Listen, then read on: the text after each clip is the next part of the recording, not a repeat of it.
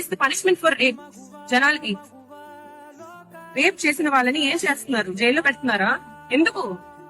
వాళ్ళు అంత సులువుగా ఒక మనిషి ప్రాణం తీసేసినప్పుడు, ఆ మనిషి ప్రాణానికి వాళ్ళంత విలువ ఇవ్వనప్పుడు, రేప్ కమిట్ చేసిన వాడి ప్రాణానికి ఎందుకు మనం విలువ ఇవ్వాలి?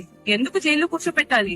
వేరే కంట్రీస్ లో లాగా డైరెక్ట్ గా హ్యాంగ్ చేసి పడేచ్చు కదా, షూట్ చేసి పడేచ్చు కదా, బెహెడ్ చేసి పడేచ్చు కదా. బెహెడ్ అంటే తల తీసేయడం, చేసి పడేచ్చు కదా. Why are we not doing that? మేము అడుగుతున్న డిమాండ్స్ ఏంటి అంటే, ఇలా రేప్ చేసి మర్డర్ చేసి, ఒక డాక్టర్ అని కాదు, ఏ అమ్మాయినైనా రేప్ చేసిన వాళ్ళని వదలకూడదు. వాళ్ళకి ఉరి శిక్ష విధించాలి. he or she, anyone who commits a rape should be dead. అంతే. సెక్యూరిటీ. మా తల్లిదండ్రులు మమ్మల్ని చదివించి హాస్పిటల్ పంపిస్తున్నారు. నన్ను ఎక్కడికన్నా పంపించినప్పుడు మా అమ్మ నాన్న జాగ్రత్త అని ఒక మాట చెప్తారు.